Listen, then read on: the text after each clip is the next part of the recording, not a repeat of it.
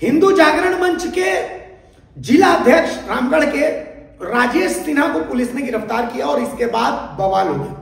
खबर रामगढ़ में है। आफ्ताब अंसारी की मौत से जुड़ा यह मामला है। आफ्ताब अंसारी, जिसे हिंदू टाइगर फोर्स नाम के एक संगठन ने पकड़ा था, आफ्ताब अंसारी पर यौन उत्पीड़न का आरोप था किसी आदिवासी हिंदू महिला का, जिसके बाद हिंदू टाइगर फोर्स ने आफ्ताब अंसारी को पकड़ा, रामगढ़ थाना के हवाले किया। फिर एक सीसीटीवी फुटेज आता है। आफ्ताब अंसारी, संभवतः कहा जाता है कि आफ्ताब अंसारी जो है वो नदी में कूद जाता है। हालांकि सच क्या है, कहा ये भी, कुछ लोग ये भी कह रहे हैं कि मॉब लिंचिंग भी हुई है। सच क्या है किसी को नहीं पता।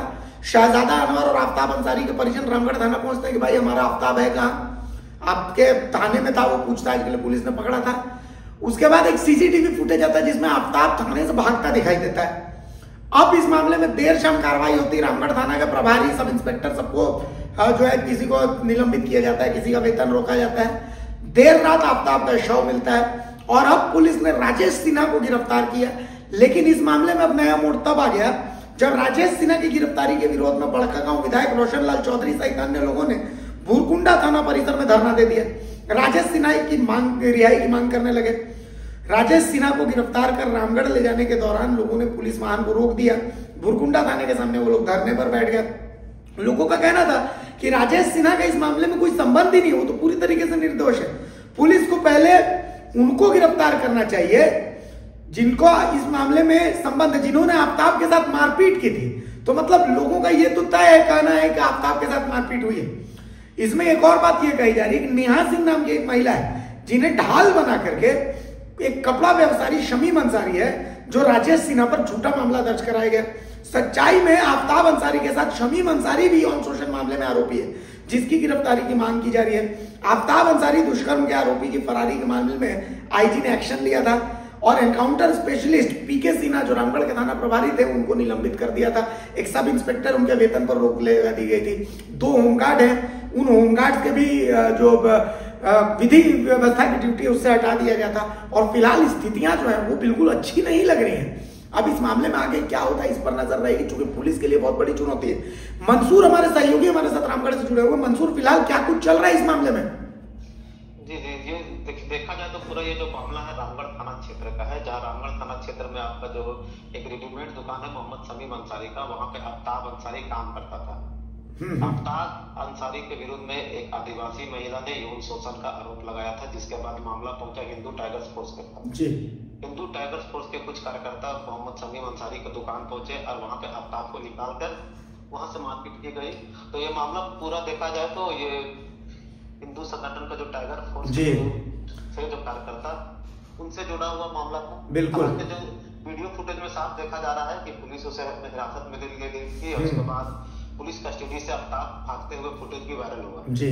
तो कुल मिलाकर देखा जाए तो फिर हिंदू फोर्स भी यहाँ कहीं ना कहीं दोषी नहीं देखे जा सकते हैं, क्योंकि उन्होंने पुलिस को हिरासत में ले दिया था। पुलिस कस्टडी में भागने के दौरान बीते रात को जैसे खबर आई थी कि दामोदर नदी में छलांग लगा दिया था आफ्ताब ने, जिसके बाद लोगों द्वारा कयास लगाया जा रहा था आफ्ताब भाग गया है या कहीं पानी में बह गया होगा। लेकिन रात में पुष्टि हुई कि उसका शव बरामद हो गया और आज शायद उसका पोस्टमार्टम भी हो रही है।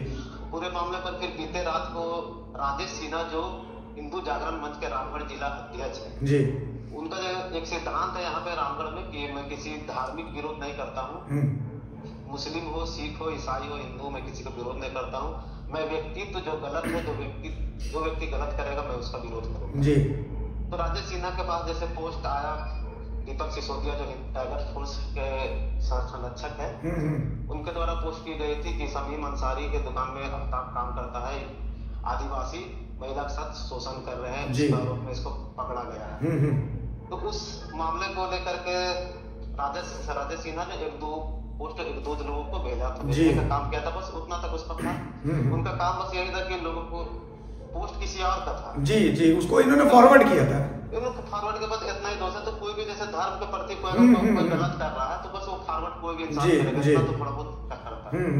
उस मामले को शमीम अंसारी ने मुद्दा बना दिया और कल से ही मतलब वहाँ बयानबाजी रामगढ़ थाना में कि राजेश सिन्हा के द्वारा हिंदू टाइगर फोर्स को उकसाया जा रहा है। इस तरह को ढाल बना करके एक महिला है जो लगातार पिछले बार कई बार भी सुना जाए कि कोई भी मामला अगर होते हैं तो उस महिला को ही ढाल बनाकर नेहा सिंह को ही यूज किया करते समीम अंसारी। हालांकि पूरा स्तर पर देखा जा रहा है तो राजेश सिन्हा इसमें पूरी तरह से निर्दोष है। किसी प्रकार के अपने ट्विटर या फेसबुक से या अपना किसी भी तरह से डायरेक्ट वो पोस्ट नहीं किया है जी। इस मामले में बोला जाए तो पूरी तरह से वो निर्दोष। चलिए तो भारत मित्र तो यही अपील करता है कि देखिए, चाहे हिंदू हो आप, चाहे मुसलमान हो आप, सबसे पहले कानून का सम्मान करें, कानून को अपना काम करने दें। और हम और आप चाहे मंसूर, देखिए मैं अभिषेक भारती हूं, हमारे सहयोगी मंसूर है, मैं हिंदू हूं, वो मुसलमान है, लेकिन हमें पता है कि ये देश संविधान से चलना है और कानून को भी पूरी ईमानदारी से काम करना है। कम्युनल आग में रामगढ़ को मत झोंके, कौन सही है कौन गलत है, क्या अच्छा है क्या बुरा है। हम समझते हैं कि ठीक है, अगर आपके लोकतांत्रिक अधिकारों का हनन हो रहा है तो आवाज उठाना आपका अधिकार है। अगर राजेश सिन्हा गलत है या सही है, कानून को तय करने दिया जाना चाहिए, लेकिन सियासत किसी के साथ नहीं होनी चाहिए और सियासत में आम लोगों को भी नहीं पड़ना चाहिए। आफ्ताब की मौत की भी जांच होनी चाहिए, तो जांच इस बात की भी होनी चाहिए कि मामला उठा कैसे, कहां से क्या हुआ, कैसे हुआ, क्यों हुआ। और सबसे बड़ी चीज आप लोगों के ऊपर जिम्मा है कि आप लोग अफवाह ना फैलाएं, कानून को हाथ में ना लें, अपना संयम बनाए रखें और इस मामले को कम्युनल रंग ना लेने दें, क्योंकि इससे आपका भविष्य जुड़ा हुआ है, आपके बच्चों का भविष्य जुड़ा हुआ है। तो सोचिएगा, समझिए, हो सकता है आप अभी धर्म के चश्मे से अगर देखेंगे तो मेरी बात आपको नागवार गुजरेगी, आपको लगेगा कि ना कुछ गलत बोल रहा हूं मैं, लेकिन जब आप ठंडे दिमाग से सोचेंगे तो आपको लगेगा नहीं यही सही रास्ता है। अपने बच्चों को आप कैसा भविष्य देना चाहते हैं, कौन सा भविष्य देना चाहते हैं, ये सब कुछ आज आपकी सोच पर निर्भर करेगा। तो कानून और पुलिस का सहयोग करें, अगर पुलिस कहीं गलत कर रही है तो उसका विरोध करें, लोकतांत्रिक तरीके से करें, इसमें कोई इफ बट नहीं है। अगर राजेश सिन्हा की गिरफ्तारी गलत तरीके से हुई है तो आप इसका विरोध कीजिए ना, लेकिन लोकतांत्रिक तरीके से कीजिए, कानून को हाथ में मत लीजिए और कोई भी ऐसा काम ना करे जो आपके लिए मुसीबत का सबब बने। तो कुल मिलाकर के इस चीज का बस ध्यान रखें।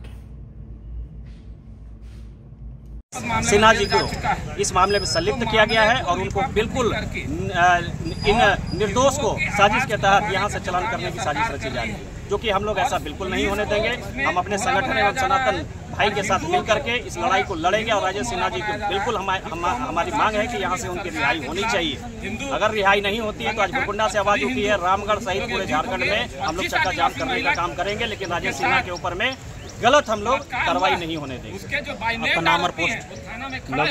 प्रवीण सिंह, प्रदेश अध्यक्ष करनी सेना।